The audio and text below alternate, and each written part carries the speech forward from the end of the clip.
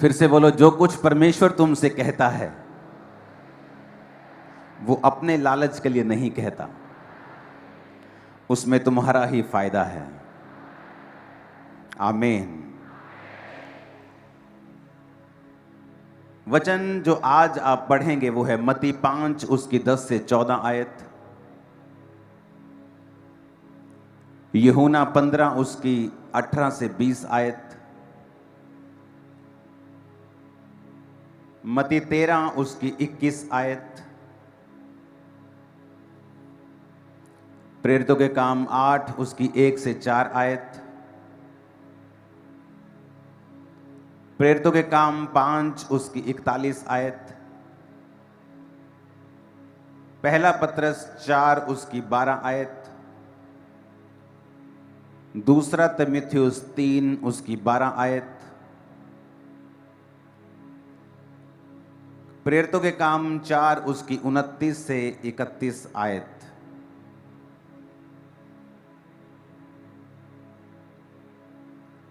मैं फिर से एक बार पढ़ूंगा, आप उसे फटाफट लिख लें और इसको इंटरनेट पे भी डाल दिया जाए एक पोस्टर के रूप में। मत्ती 5 उसकी 10 से 14, यूहन्ना 15 उसकी 18 से 20, मत्ती 13 उसकी 21 आयत, प्रेरितों के काम 8 उसकी 1 से 4,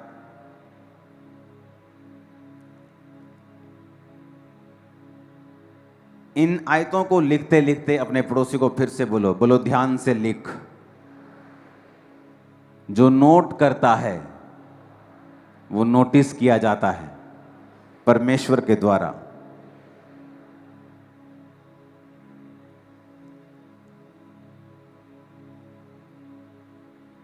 परमेश्वर की सारी आशीषें वचन के पीछे छुपी हैं, सारी ब्लेसिंग्स।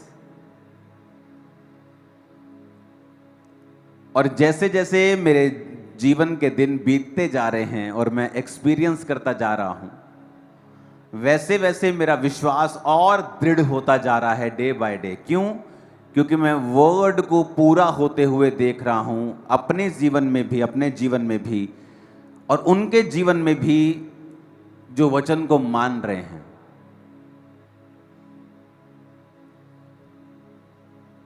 परमेश्वर ने जो मुझे मैसेज दिया था क्रूसेड टाइम, गुरदासपुर क्रूसेड में आपने उस मैसेज को सुना कि परमेश्वर ने कहा कि तुम सबको ये आज्ञा है कि जाओ और सुसमाचार सुनाओ। और ये 1-2 साल पहले की बात है जब परमेश्वर ने मेरे हृदय में ये मैसेज डाला था पुराने नियम से कि उसने अपने याजकों को बेस्ट दाख रस, बेस्ट तेल देने का कमांड किया था, वायदा किया था कि मेरे याजकों को बेस्ट चीजें मिलेंगी। ये एक प्रतिबिंब था, ये एक आने वाले समय का एक मैसेज था कि जो लोग मेरी सेवा करेंगे उनकी लाइफ में मैं जो ब्लेसिंग्स दूंगा वो बेस्ट होंगी। पैसे वाले लोग भी वैसी ब्लेसिंग्स नहीं पा पाएंगे अपने पैसों के दम के ऊपर। आज इस कलीसिया में मैं 1-2 नहीं सैकड़ों शादियों को जानता हूं जो उनके पैसे की वजह से नहीं, परमेश्वर की वजह से उनको अच्छे पार्टनर्स, अच्छी पार्टनर्स मिली हैं। और दुनिया में आप न्यूज़ सुन रहे हैं, करोड़ों रुपए के मालिक हैं, एक लौता बेटा है, फिर भी लड़कियां उन्हें मार रही हैं। और यंग जनरेशन जो आने वाली है उनका मैरिज के ऊपर से विश्वास उठता जा रहा है। मैरिज बुरी नहीं है, लेकिन आज मैं आपको बताता हूं, मैंने ऐसी कई टेस्टिमनीज इस हफ्ते सुनी हैं। जब परमेश्वर आपको ये कहता है कि ये करना है, हमें पता क्या लगता है कि परमेश्वर मुझसे कुछ काम लेना चाहता है। मैं बड़ा फनी खान हूं जी, मैं तो बड़ा जबरदस्त आदमी हूं, परमेश्वर मेरे पीछे लगा हुआ है। हर बार प्रोफेसी होती है, प्रभु तुझे इस्तेमाल करेगा। मैं ही नहीं मान रहा हूं।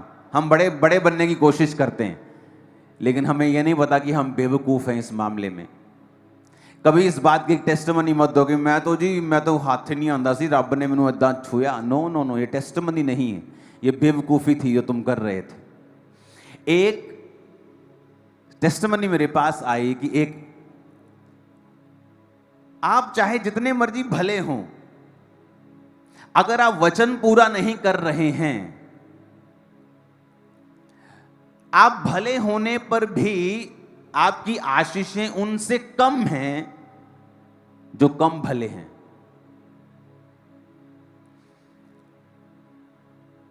थर्सडे मैंने बताया था कि परमेश्वर ने 1999 में 1999 में दुनिया का सबसे बड़ा पेंटिकोस्टल स्ट्रक्चर, पेंटिकोस्टल चर्च जो नाइजीरिया में बनी थी, वो सबसे गरीब देश में परमेश्वर ने क्यों चुना बनाना? क्योंकि उस पास्टर की गवाही थी कि वो अपने टाइथ को भूलता नहीं था जब वो गरीब था, और चर्च का और पर्सनल टाइथ वो निकालता था और निकालता था और निकालता था, और परमेश्वर ने उस गरीब देश में भी सबसे बड़ी चर्च को खड़ा कर दिया। आज वही चर्च दुनिया का सबसे बड़ा स्टेडियम बना रही है, जो दुनिया के सबसे बड़े स्टेडियम, इंडिया के सबसे बड़े स्टेडियम से दुगना। क्यों? परमेश्वर साबित करता है कि अगर तुम मेरे वचन को पूरा करोगे, कोई मायने नहीं रखता तुम्हारा देश कौन सा है, जाति कौन सी है, परिवार कौन सा है, बैकग्राउंड कौन सा है, मैं तुम्हें किसी भी रीति से कहीं से भी इतना आशीषित कर सकता हूं जितना अमीर देशों में उतने बड़े चर्च नहीं बने जितना गरीब देश में बन गया। अमेरिका में भी बहुत बड़े बड़े चर्चेस हैं,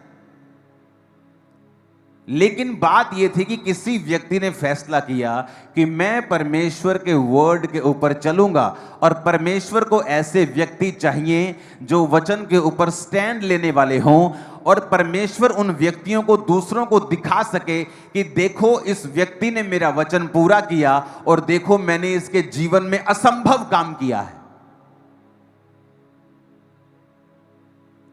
आज उस सबसे बड़े गरीब देश में, आज भी उस देश में आप चले जाओ, आपको 1950 वाली फीलिंग आएगी। आपको आप मेन रोड पे चले जाओ, आपको टूटी हुई दुकानें, मोस्टली 90% 80% आपको टूटी हुई दुकानें, गली हुई लोहे की छतें, टीनें आपको मिलेंगी। ऑलमोस्ट एवरी शॉप, यहां तक कि वहां के जो आपको बड़े बड़े क्या बोलते हैं पेट्रोल पंप रास्ते में मिलेंगे, वो भी खस्ता हालत में मिलेंगे।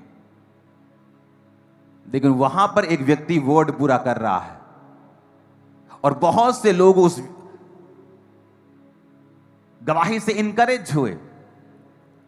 जब ये चर्च ओपन हुई थी तो लोगों ने और पास्टर्स ने कहा था तुमने गलत जगह पे चर्च ओपन की है, ना तो उस गांव में कोई क्रिश्चियन है, और तुमने शहर के इतनी बाहर चर्च ले ली है, जलंधर के इतनी बाहर है ये कि लोग आ ही नहीं पाएंगे वहां पे। और यहां अब मुंबई से भी लोग फ्लाइट पकड़ के संडे आ जाते हैं, कोई फ्रांस से आ जाता है, कोई इंग्लैंड से आ रहा है, कोई यूएसए से आ रहा है, कोई कनाडा से बैठा हुआ है। बात यह है कि तुम लोग वचन को कितना अपने जीवन में लेते हो। अब परमेश्वर ने कहा सेवा कर। लोगों को क्या लगता है कि परमेश्वर अपना राज्य फैलाना चाहता है, इसलिए वो हमें कह रहा है कि जाओ सेवा करो। हम सोचते हैं कि इसमें परमेश्वर की कोई भलाई है। भाई साहब, परमेश्वर की कोई भलाई नहीं है। चाहे 10 लाख या 10 करोड़ या 100 करोड़ लोग स्वर्ग जाएं, उसने तो बना दिया है स्वर्ग और नरक। अब किसको कितने कहां जाना है ये हम पे निर्भर करता है। तुम स्वर्ग नहीं जाओगे तो स्वर्ग हिलने वाला नहीं है बिल्कुल भी, तुम्हें मिस करने वाला नहीं है। उसने तुम्हें वचन दे दिया है, तुम्हारे लिए जान दे दी है। अब ये हमारा फैसला है। एक टेस्टिमनी में मुझे आई कि एक व्यक्ति जब इस सेवकाई में आकर उसने सब चीजों को देखा और उसने सेवकाई के सब फलों को देखा, और उसका बेटा जो था वो इनकरेज नहीं था सेवा के लिए वो इतना, और जब वो सेवा को देखकर जाके बोला कि मैं भी अब सेवा करूंगा, परमेश्वर ने उसके रास्तों को खोला और जो डिले स्पिरिट थी उसे खत्म किया, और उसकी जिंदगी में बहुत बड़ा एक काम हुआ जैसे ही वो यहां से गया। सुनो मेरी बात, मैं सब टेस्टिमनी को खुल के नहीं दे सकता हूं, लेकिन आपको समझना पड़ेगा। आप भले हो सकते हैं, आपके माता पिता भले हैं, प्रभु में पवित्रताई में हैं, लेकिन अगर आप वर्ड पूरा नहीं कर रहे हैं और झिझक रहे हैं, कंफर्ट से बाहर नहीं आ पा रहे हैं, तो उसमें क्या होता है, हम ही डिले होते हैं। जब लोग इस सेवकाई में आए और उन्होंने सेवकाई की बरकतों को देखा कि परमेश्वर जो अफ्रीका में करता था, जो अमेरिका में करता था, वो आपकी सेवकाई में बढ़ के हो रहा है उससे भी। लेकिन कैसे हो रहा है हम नहीं जानते, लेकिन ब्रदर ये आपके जीवन में जो हो रहा है ना, ये अद्भुत हो रहा है। ये कैसे हो रहा है? मैं शुरू से ही इस बात में दो मन नहीं रहा हूं कि मुझे परमेश्वर की सेवा करनी है कि नहीं करनी। जब मैं 6 मंथ का विश्वासी था और अभी तक अपने डिप्रेशन से भी बाहर नहीं आया था पूरी तरह से, हालांकि वो बढ़ गया था और नशा छोड़ चुका था, पाप छोड़ चुका था, हीलिंग मैंने अभी रिसीव नहीं की थी, डिलीवरेंस रिसीव नहीं की थी, दुष्ट आत्मा से आजाद हो गया था, लेकिन फिर भी अभी शैतान के अटैक कभी कभी वो आता था करने के लिए। और 6 महीने का विश्वासी होने के बावजूद मैं सेवा में आ गया था, लोगों पे प्रार्थना करता था, प्रीच करता था, काउंसलिंग करता था लोगों की, और वही पैटर्न शुरू से मेरी लाइफ में मैंने फॉलो किया है। मैं अपने बिजनेस में हूं तब भी सेवा कर रहा हूं, मैं किसी से मिल रहा हूं तो प्रचार कर रहा हूं, किसी से मिल रहा हूं, किसी रिश्तेदार को मिल रहा हूं, उसे अच्छा लगे ना लगे, मैं यीशु मसीह के बारे में बता रहा हूं और प्रचार कर रहा हूं। मैंने कभी भी ये नहीं सोचा कि लोग मेरे बारे में क्या सोचेंगे या लोग ये क्या कहेंगे, कि हर वक्त यीशु मसीह की बात करता रहता है। आप जब लोगों में बैठते हैं तो रेयरली मैंने देखा है लोगों को यीशु मसीह की बात करते हैं। इधर की बात करेंगे, उधर की बात करेंगे, देश की बात करेंगे, पॉलिटिक्स की बात करेंगे, इकोनॉमी की बात करेंगे, लेकिन जीसस की बात नहीं करेंगे। और इसीलिए मैंने नोटिस किया है कि मेरी लाइफ में जो ब्लेसिंग्स लोगों को 60 साल में नहीं मिलती हैं, वो मेरी लाइफ में अभी से हैं, वो सेवकाई अभी से है। और इमेजिन करो अगर अभी हमने वो पैटर्न फॉलो करके यहां पहुंचे हैं तो फ्यूचर कहां होगा। Too glorious. जो लोग बेचारे देख नहीं पा रहे, उनकी आंखें चुंधिया रही हैं, वो तो अंधे हो जाएंगे फ्यूचर में। जो देखने वाले हैं वो, उनकी तो आंखें बंद हो जाएंगी, क्योंकि ये परमेश्वर का प्लान है आप लोगों के लिए। जब आप फैसला करते हैं कि मैं सेवा करूंगा, जो ब्लेसिंग आपको 15 साल बाद मिलने वाली है, जो डिले में है, परमेश्वर उसको जल्दी और बेस्ट आपकी लाइफ में भेजना शुरू करता है। हमें लगता है कि परमेश्वर हमें चुन रहा है, पता नहीं इसमें परमेश्वर को कितना का फायदा है। मैंने आज 10,000 टाइथ बोया है, पता नहीं आज कितने के चर्च में फायदे हो जाएंगे। इसमें हमारा फायदा है, आपका फायदा है, मेरा। अगर मैं आज मैंने लाखों रुपए के सीड को मैं सोच के आया हूं बोने के लिए, उसमें परमेश्वर का फायदा नहीं है, उसमें मेरा फायदा है। वो मेरे रास्तों को ओपन कर रहा है, वो मेरी लाइफ में ग्रेस को बढ़ा रहा है, वो मुझे वो आशीष दे रहा है जिसके मैं काबिल नहीं हूं। जो आज मेरी जिंदगी में है, जो आशीषें हैं, जो सेवकाई परिवार कुछ भी है, मैं उसके काबिल नहीं हूं। नेचुरली अगर प्रभु को मुझसे दूर कर दिया जाए तो मैं उन चीजों के काबिल नहीं हूं। लेकिन उस सेवा के कारण और उस वर्ड के कारण जो मैंने फॉलो किया है, और उस वचन के कारण जो बाइबल में लिखा है, मैंने उस वचन को फॉलो किया है। मैंने सोचा नहीं है, मैंने ज्यादा सोच विचार नहीं किया है, मैंने सलाहें नहीं ली हैं, मैंने बुजुर्गों से इस विषय में सलाह नहीं की, मैंने पास्टरों से सलाह नहीं की मुझे कैसे और कब सेवा करनी चाहिए। मैंने उसे शुरू किया है। जब तक लोग मसीह में आकर बपतिस्मा नहीं ले पाते हैं, मैं ले हैंड के साथ प्रार्थना करना शुरू कर दिया था।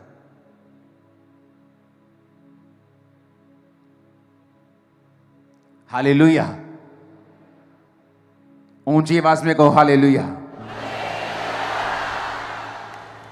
और मैंने देखा है कि लोगों ने टेस्टिमनी दी है कि ब्रदर आपकी सेवकाई से जब हमारे बच्चे उत्साहित हुए हैं और उन्होंने कहा है कि हाँ हम फुल फ्लैश सेवा करेंगे, तभी परमेश्वर ने देखो एक ऐसा काम किया जो 33 साल से नहीं हो रहा था, जो पिछले 15 साल से नहीं हो रहा था, पिछले 10 साल से नहीं हो रहा था, और परमेश्वर ने इतनी जल्दी कर दिया। हम हैरान हैं क्यों? चाहे आप भले हैं, पवित्रताई में हैं, लेकिन जब तक आप परमेश्वर के लिए फुल फ्लैश खड़े नहीं होते हैं, वो भी आपके लिए फुल फ्लैश काम नहीं करता है।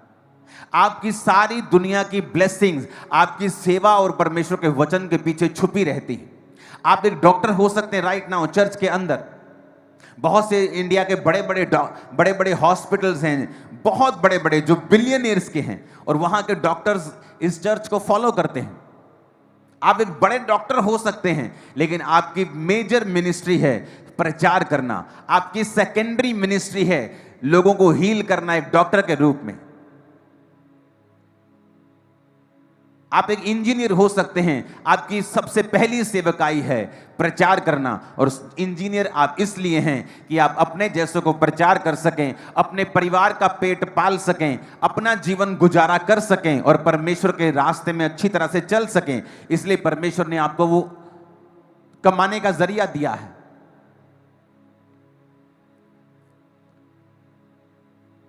जब मैं मसीह में बड़ा हो रहा था तो इतनी बातें नहीं जानता था, तो मेरे साथ एक औरत थी जो सेवा करती थी, और जब वो सेवा करती थी तो एक बात बोलती थी कि मैं अपनी कुड़ी नू सेवा च नहीं पाना।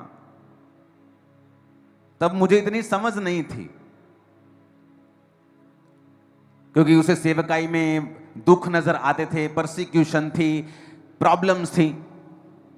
लेकिन कई बार कुछ दुख ऐसे होते हैं जो सेवा के कारण नहीं होते, बल्कि सेवा को अच्छी तरह से ना करने के कारण, और इमेच्योरिटी, जो आत्मा में हम मैच्योर नहीं होते, संपूर्ण नहीं होते, और हम सीखते हैं और गलतियां करते हैं। कई बार वो इन वजहों से हमारी जिंदगी में होती हैं, और जब वो इन वजहों से होती हैं, हम अगली जनरेशन पर भी वो कर्स रिलीज कर देते हैं कि नहीं नहीं, मैं अपने बच्चे को सेवा में नहीं डालूंगा।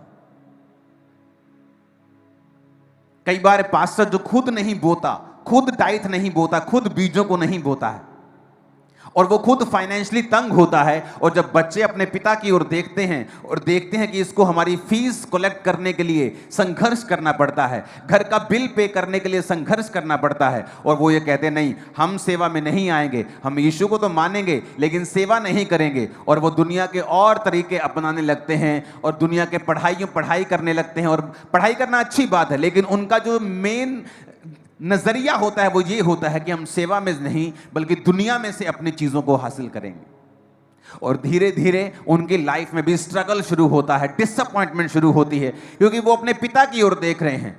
उन्हें अपने पिता की ओर नहीं देखना, सबसे पहले चाहे वो मेरे बच्चे हों या आपके हों या उनके हों, उनको अपने ऊपर वाले पिता की ओर देखना है कि वो क्या कहता है।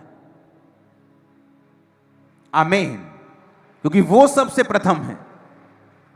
जब वो ऊपर पिता की ओर देखेंगे और वो देखेंगे कि पिता ऊपर वाला ये कह रहा है कि जा और मेरी सेवा कर, जा और जब जातियों को चेला बना, जा और सब जातियों को बता, मानना सिखा उन आज्ञाओं को जो शुरू से लेकर अंत तक मैंने तुम्हें मानना सिखाई हैं, सब जातियों को चेला बनाकर बाप बेटा पवित्र आत्मा के नाम में उन्हें बैप्टाइज कर। अगर वो स्वर्गीय पिता की आवाज को सुनेंगे तो उन्हें मालूम होगा कि परमेश्वर ने हमें काम के लिए बुलाया है। और वो औरत जब बोलती थी मैं अपनी बेटी को सेवकाई में नहीं डालूंगी, हां मेरा बेटा सेवा करेगा। जब बेटी बड़ी हुई, उसकी शादी हुई, बहुत सुंदर लड़की, अच्छी लड़की, डाइवोर्स हो गया।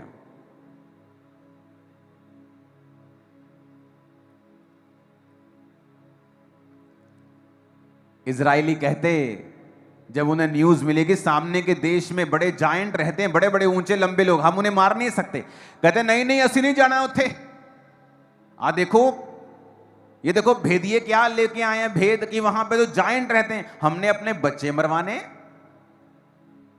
परमेश्वर कहता अब तुम नहीं जाओगे, तुम्हारे बच्चे प्रवेश करेंगे उस राज्य में, लेकिन तुम नहीं जाओगे, क्योंकि तुम्हारा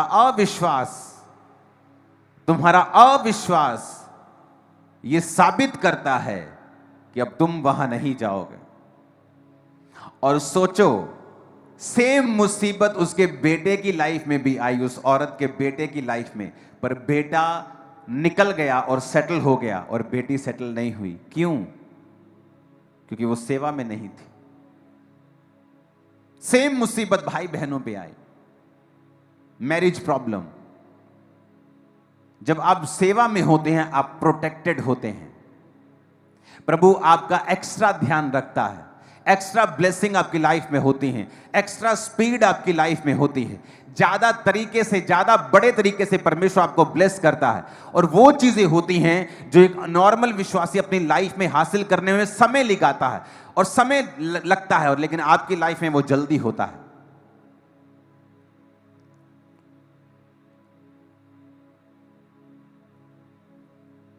और मैंने जब जैसे जैसे जीवन में बिताता जा रहा हूं, मुझे परमेश्वर का वचन और दृढ़ लगता जा रहा है कि तुम्हारे कन्फेशन से ही,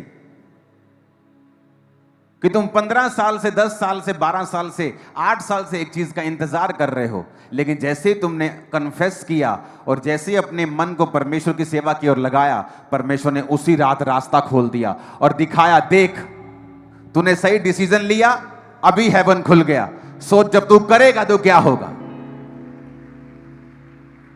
जब तू करेगा तो फिर क्या होगा, सोच, इमेजिन कर। हालेलुया।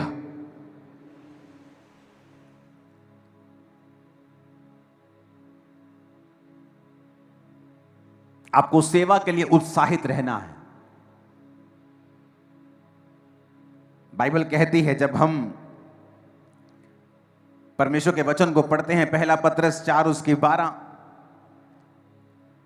और दूसरा तीमुथियुस 3 उसकी 12,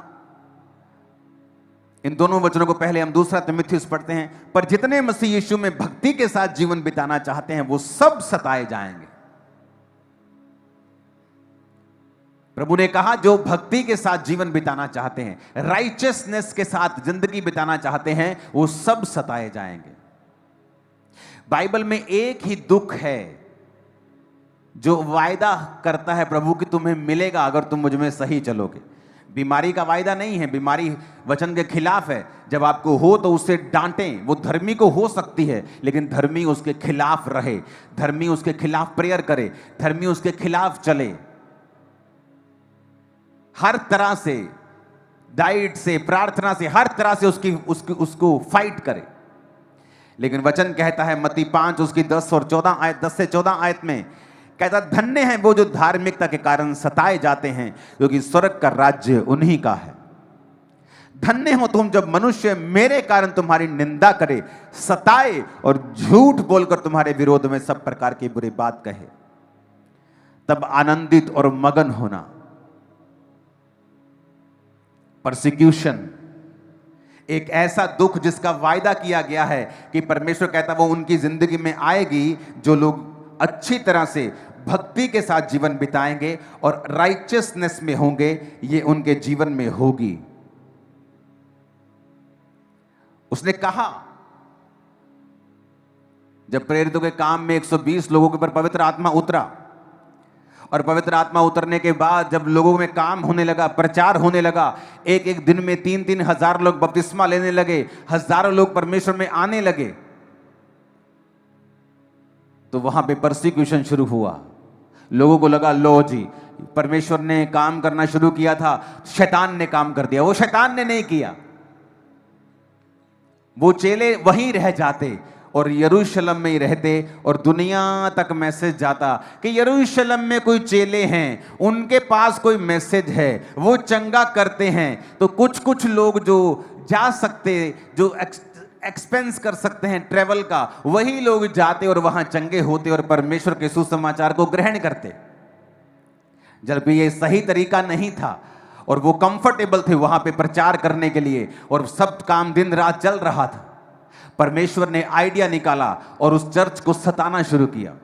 जब चर्च को सताया गया और चर्च के लोग भागे, जब वो भागे तो वचन कहता है वो जहां जहां भागे, वो जहां जहां गए, वहां वहां सुसमाचार सुनाते फिरे। और आज तुर्की से लेके, यूरोप से लेके, उसी यूरोप से ऑस्ट्रेलिया में लोग गए, उसी यूरोप से न्यूजीलैंड में गए, उसी यूरोप से अमेरिका में गए, उसी यूरोप से कनाडा में गए, उसी यूरोप से बाकी कई देशों में गए, और सब जगह आज क्रिश्चियनिटी नंबर 1 पे है। लोग क्रिश्चियन हो चुके हैं।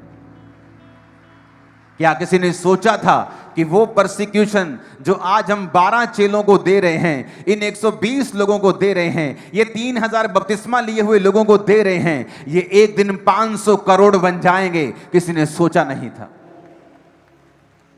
जब आपकी परसिक्यूशन होती है, 2022 से पहले पंजाब में हर व्यक्ति मसीहत को नहीं जानता था, लेकिन आज अगर पंजाब में किसी भी घर में आप क्रिश्चियनिटी की बात करेंगे, तो चाहे वो आपको लाइक करें या डिसलाइक करें, वो आपको जानते हैं जरूर। और इंडिया में ऐसा हो रहा है, परसिक्यूशंस हो रही हैं, क्रॉस उतारे जा रहे हैं चर्चिस से। घबराएं मत, घबराएं मत। एक एक कोना, एक एक गली यीशु के सुसमाचार से गूंज उठेगी फ्यूचर। उनको मालूम होगा कि यीशु मसीह धर्म परिवर्तन करने नहीं आए हैं। अगर ये धर्म का काम होता, अगर ये किसी धर्म का काम होता, तो हम लड़ते तलवारों के साथ और धर्म को बचाते जिस तरह आप बचा रहे हैं। लेकिन ये धार्मिकता है। परमेश्वर ने कहा वो धार्मिकता के कारण तुम सताए जाओगे। धार्मिकता क्या है? अपने माता और पिता की आज्ञाओं को मानना। धार्मिकता क्या है? शराब ना पीना और एक धर्मी जीवन जीना, चोरी ना करना, हत्या ना करना, व्यभिचार ना करना, अपनी पत्नी से, अपने पति से वफादार रहना, यह धार्मिकता है। और यीशु ने कहा तुम धार्मिकता के कारण सताए जाओगे। सोचो, जब तुम पापी थे, जब तुम शराबी थे, तुम सताए नहीं जाते थे, लोग तुम्हारे बारे में कुछ बोलते नहीं थे। जब तुम नशा करते थे, तुम सताए नहीं जाते थे। तुम दुनिया की जिस मर्जी जगह पे चले जाओ, तुम सताए नहीं जाते थे। लेकिन जैसे ही तुम चर्च में आए, तुम सताए जाते हो। इसलिए नहीं कि तुम बुरा कुछ कर रहे हो, कहता धार्मिकता के कारण तुम्हें सताया जा रहा है। क्यों? क्योंकि शैतान को पता है ये असली परमेश्वर है।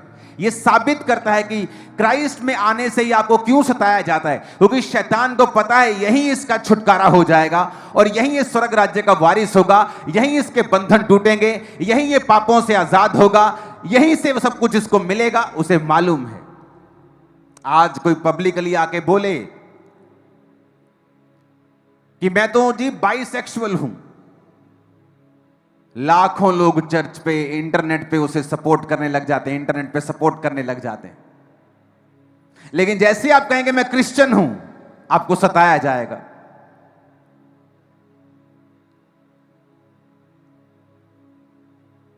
कोई आदमी बोले कि मुझे औरत से नहीं आदमी से प्यार है, उसको सपोर्ट करने वाले आपको लाखों मिल जाएंगे। लेकिन जैसे आप बोलेंगे मैं क्रिश्चियन हूं, आपको सताया जाएगा। यीशु ने कहा यह निशानी है कि स्वर्ग में तुम्हारे लिए बड़ा फल है। यह निशानी है कि परमेश्वर का आत्मा तुम में वास करता है, और यह निशानी है कि परमेश्वर का राज्य फैलने जा रहा है। आमीन ऊंचे वाला चाहिए चर्च।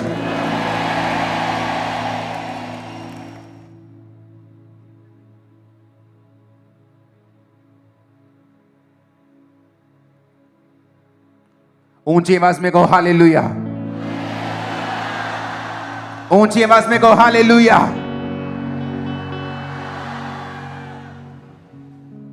आपको यह बात समझनी है कि जो सताव है,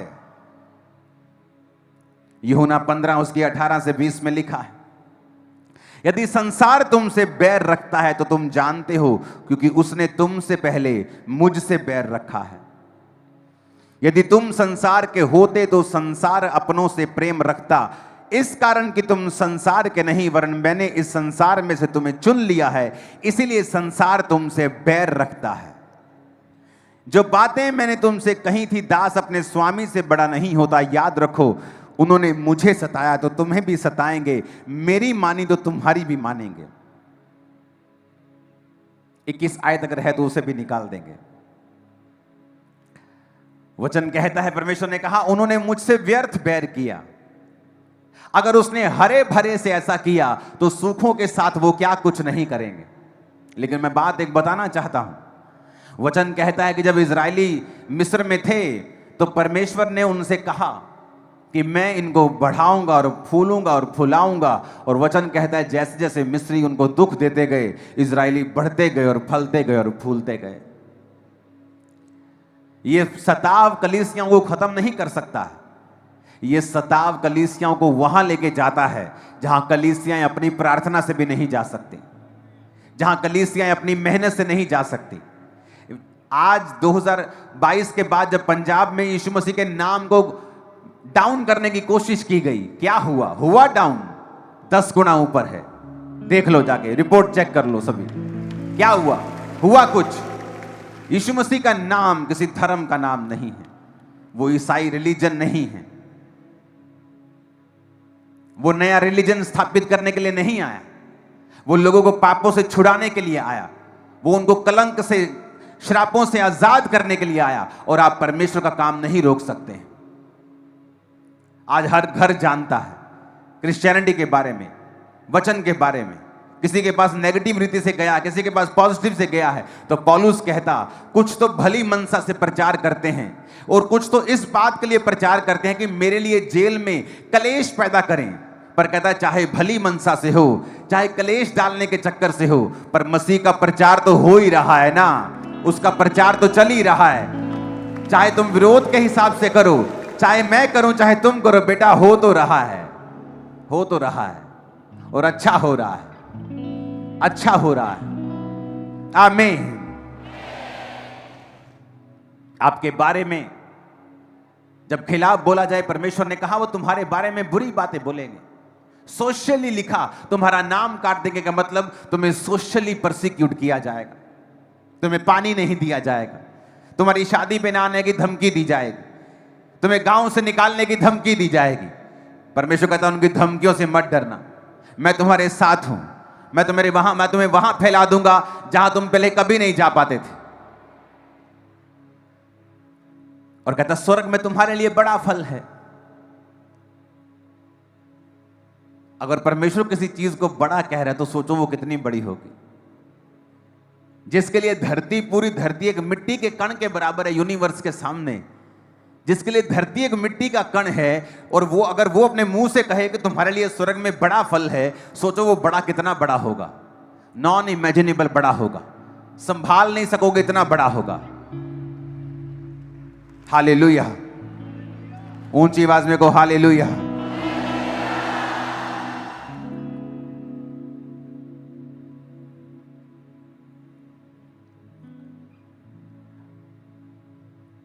प्रेरितों के काम 8 उसकी 1 से 4 में लिखा है, उस दिन यरूशलेम की कलीसिया पर बड़ा उपद्रव आरंभ हुआ और प्रेरितों को छोड़ सब के सब यहूदिया और सामरिया देशों में तितर बितर हो गए। प्रेरितों को छोड़ के सब कलीसिया तितर बितर हुई, क्योंकि लोगों को उनके घरों में जाकर सताया जाने लगा। प्रेरितों को कुछ को कम सताते थे क्योंकि लोग उनके संग होते थे, उन लोगों का डर होता था, लेकिन लिखा वो कलीसिया को सताने लगे। गांव गांव जाके, नगर नगर, शहर शहर, जैसे आज सताया जाता है वैसे ही वो घर घर जाके कलीसिया को सताने लगे। और लोग फिर फिरे इधर उधर, कोई रिश्तेदार के पास गया, कोई दूसरे देश में, कोई साथ की स्टेट में, कोई किधर गया, और लिखा जहां जहां वो गए वहां वहां सुसमाचार सुनाते फिरे और वहां वहां परमेश्वर का काम हुआ। आज जहां जहां उस सुसमाचार का बीज आप देखते हो, वो सारा बीज उसी समय डाला गया था।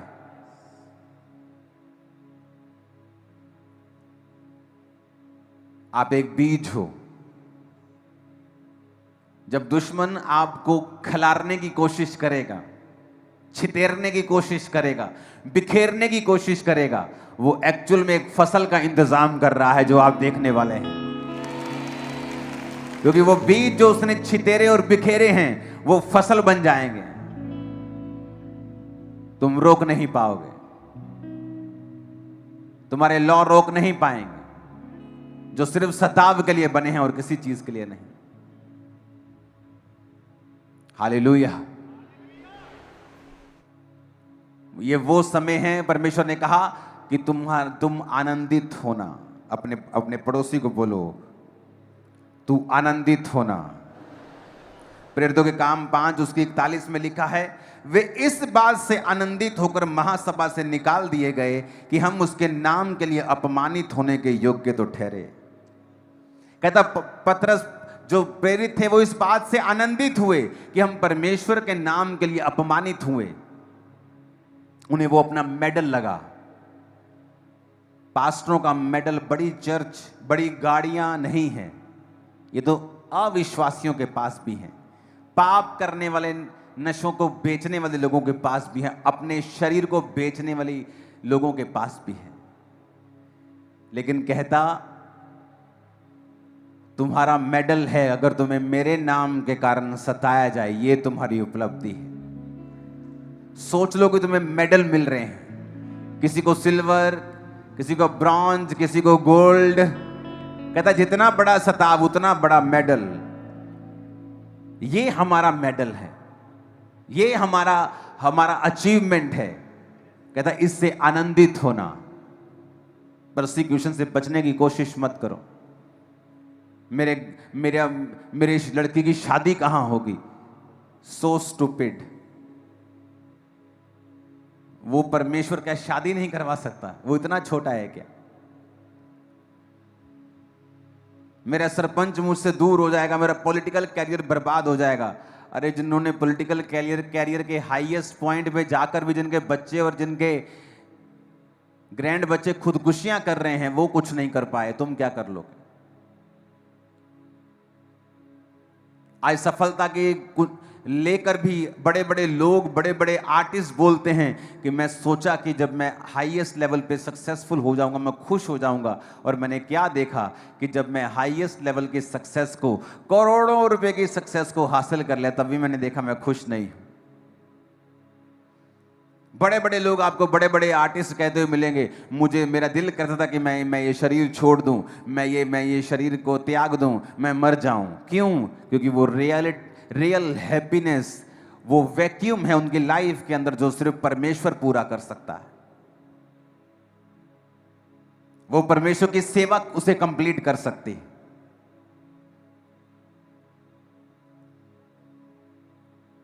अपने जीवन में अपना सबसे बड़ा साथी परमेश्वर को बनाएं और उससे हर बात शेयर करें, उसे इग्नोर ना करें।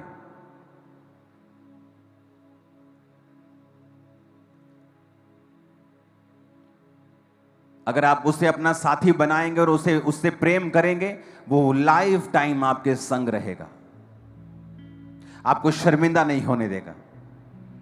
वो आपकी हर चीज को कंप्लीट करेगा, हर कदम में वो आपके साथ होगा। उसको पहला माने, उसको प्रथम प्यार करें। चाहे आपकी एंगेजमेंट हो गई है, लेकिन आपका साथी आपको छूने ना पाए जब तक आपकी शादी नहीं होती है, क्योंकि आप परमेश्वर के हैं। आज अपने पार्टनर को खुश करने के चक्कर में परमेश्वर को नाराज कर बैठो और वो कर्स लाइफ टाइम आपको फॉलो करे, आप ये नहीं चाहेंगे।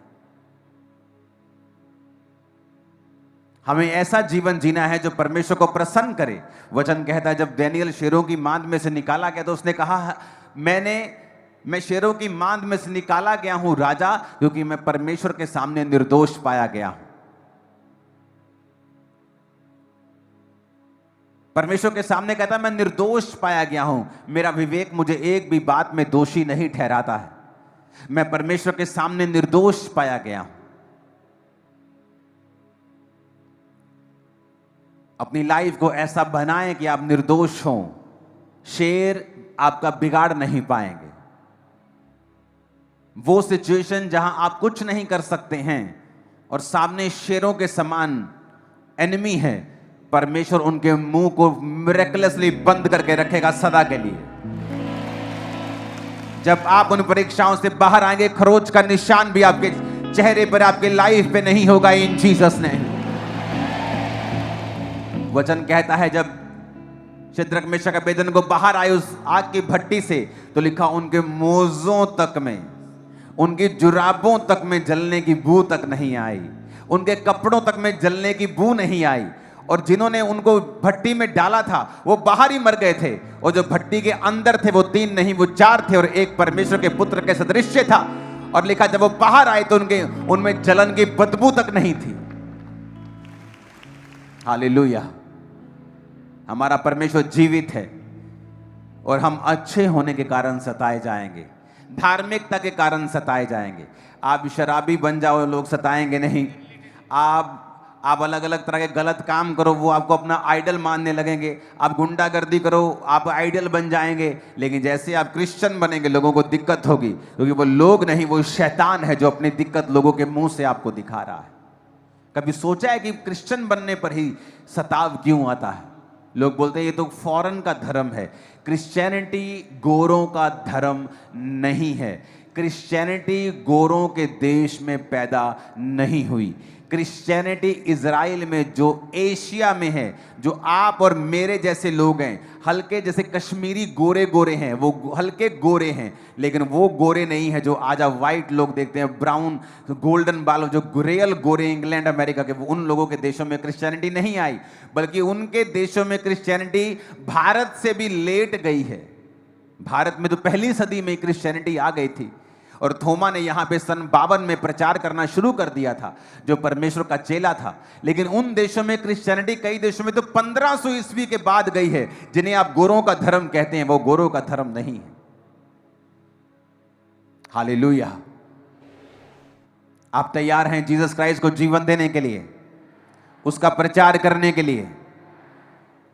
प्रचार करने के लिए आपको माइक थोड़ी चाहिए, आपको स्टेज नहीं चाहिए। आप जहां हैं वहां प्रचार कर सकते हैं, मोहल्ले में कर सकते हैं, रिश्तेदारों को कर सकते हैं, अपने कैरेक्टर को ऐसा बना सकते हैं कि वो आपके, जब आपकी लाइफ को देखें, आपकी राइचियसनेस को देखें, आपकी धार्मिकता को देखें। एक कमरे में जब अंधेरा हो और सब पाप कर रहे हो, कोई किसी को कुछ नहीं कहता, लेकिन जैसे लाइट आए तो वो लाइट वाले को बोलने लगते, ओए लाइट बंद कर, लाइट बंद कर, लाइट, क्योंकि तू हमें एक्सपोज कर रहा है। क्रिश्चियन इस जगत की ज्योति हैं, आप लाइट हैं। जब आप जाते हैं ना, आप एक्सपोज करते हैं दूसरों को, वो आपको देखकर ऑफेंडेड फील करते हैं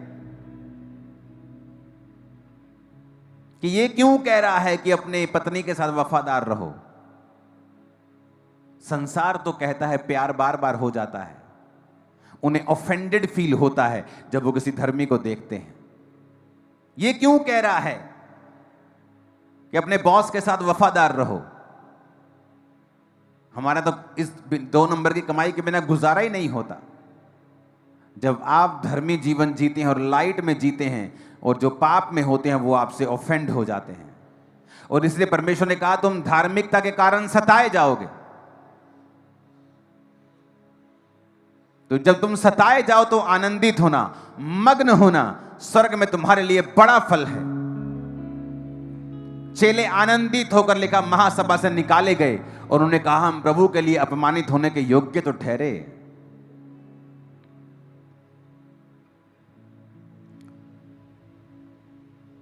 लेकिन बाइबल कहती है आज की परीक्षा दुख की बात जान पड़ती है, लेकिन यह दुख की नहीं बल्कि आनंदित होने वाली बात है। आज याद रखें, आपको सेवा करनी है। सिर्फ पास्टर्स को, प्रेरितों को सेवा नहीं करनी, हर एक व्यक्ति को यह हुक्म दिया गया है कि जाओ और प्रचार करो।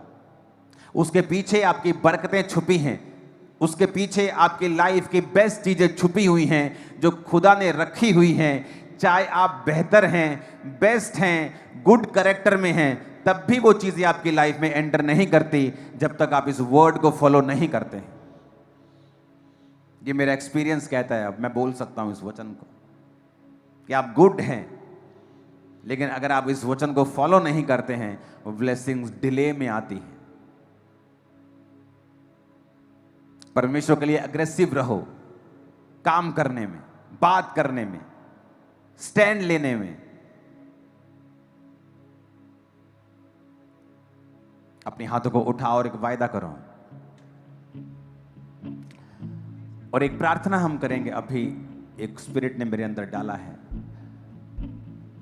आप प्रेयर करेंगे ये हॉल, ये चर्च बड़ा हो अगले कुछ ही महीनों में, ओके? क्योंकि ये हॉल अब छोटा लगने लगा है मुझे, और हम चाहते हैं पीछे से इसको एक्सटेंड किया जाए और 40 से 50 हज़ार लोग और बैठने का इंतज़ाम हो इसी हॉल में। अपने हाथों को उठा के प्रार्थना करें और इस हॉल को एक्सटेंड किया जाएगा। और बहुत से काम हैं, इसलिए अगस्त महीने में पार्टनर मीटिंग होगी, बड़ी मीटिंग होगी। मेरा स्पिरिचुअल बर्थडे अगस्त में आता है, तो अगस्त महीने के लिए भी हमें तैयार रहना। और नई ब्रांचेस ओपन होने वाली हैं, उनके लिए जगह हम ढूंढ रहे हैं। और एक और प्रार्थना आपको करनी है, एक सेकंड रुको। एक प्रार्थना ये है कि पहले किराए पे जगह लेके ब्रांच ओपन हो जाती थी, अब थोड़ा मुश्किल हो रहा है किराए पे जगह लेके ब्रांच ओपन करना। असंभव नहीं है, हो जाता है, लेकिन अब पहले जैसा इजी नहीं है, क्योंकि सुसमाचार बहुत फैल चुका है। तो हमें चाहे थोड़ी थोड़ी जगह लेनी पड़े, अपनी जगह लेके ही ब्रांच ओपन करनी पड़ रही है। तो इसलिए मैंने टीम को बोला है कि वो पार्टनर्स को बोलें और आप लोगों को एक अनाउंसमेंट करें कि अपने बीजों को अगस्त के लिए तैयार रखना है, और इस महीने भी अगर आप दे सकते हैं तैयार रखना है। नई ब्रांचेस की घोषणा हम जल्दी करेंगे इन जीसस नेम, बड़ी बड़ी ब्रांचेस की घोषणा। हालेलुया। अपने हाथों को उठा के प्रार्थना करेंगे इस हॉल के लिए, ब्रांचेस के लिए। Thank you Jesus. ऊंची आवाज में करेंगे, खुदा बाप ग्रोथ दे, सब रास्तों को साफ करें।